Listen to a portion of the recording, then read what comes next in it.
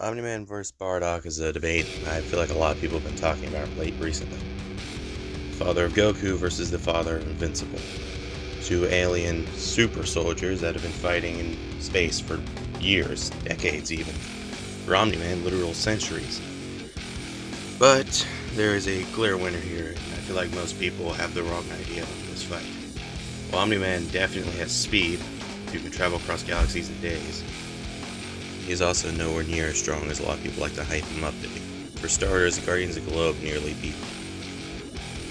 Immortal, at best, isn't even Moonbuster level. Omni-Man, at best, is barely Moonbuster level, or somewhere around multi-continental to Moon, or vice versa, depending on what you define as Moonbuster level. His best feat is not planetary. Him and 3 Viltrumites went through a already damaged core of a planet, and basically said they would have died if they would have did it wrong. That's not planetary. So for anybody who thinks it's planetary, sorry, that's not correct. I feel like a lot of other YouTubers have said this already. Get the wrong idea, I'm not calling Omni-Man weak. He is definitely strong. He can fly across a planet so fast he ignites the atmosphere and makes continent-sized explosions. He's far stronger than Invincible was when he beat the straight crap out of him.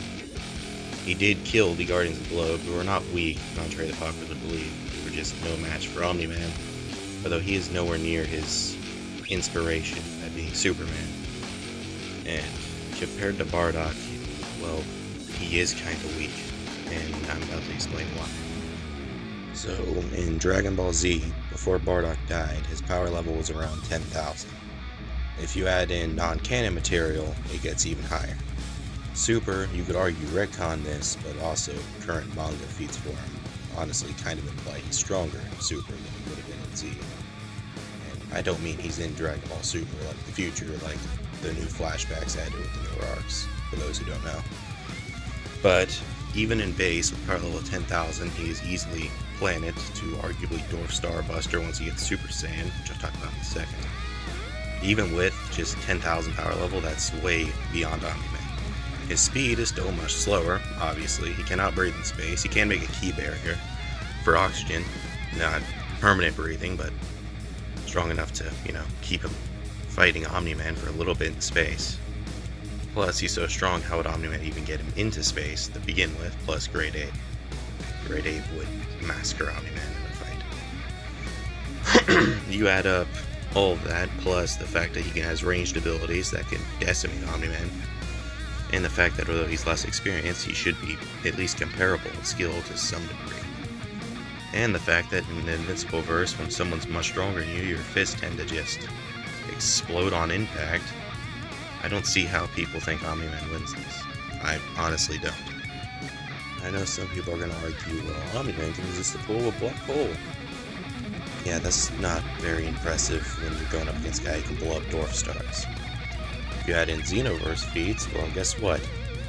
In base, Bardock is fighting the main character of Xenoverse 2, who is, at that point in the Battle Gods arc, since he's pretty comparable to Goku, well, he or she is pretty comparable to Goku for the majority of that game, you can argue he's on par with Battle Gods Goku in Super Saiyan God, meaning Bardock is equal to Goku's base post Battle of Gods from Super in base.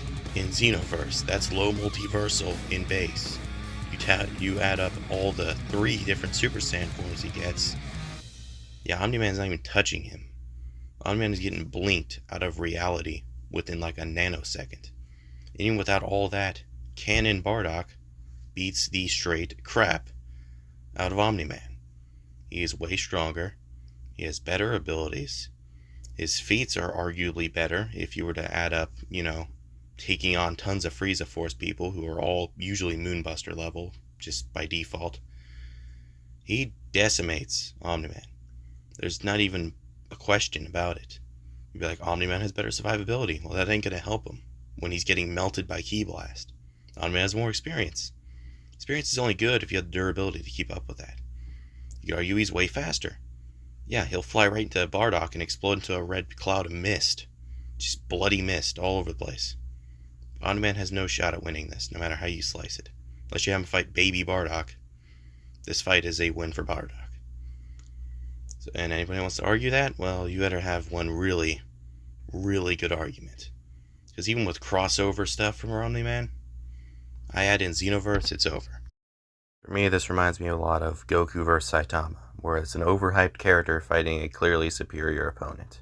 Please stop overhyping characters like this. It's not fun, it's not cool, it's just really stupid. And for anybody wondering who I meant is overhyped in that matchup, it's Saitama.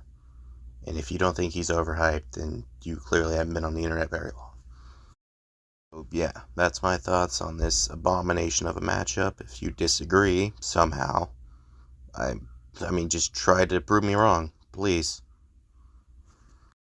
Hey, Bardock stomps the shit out of Omni-man. Bye. If you like content like this, please subscribe to my channel. If you have any battles you want to see, comment them down below. And next time will be Kyoshi from Avatar versus Mira from Skyrim.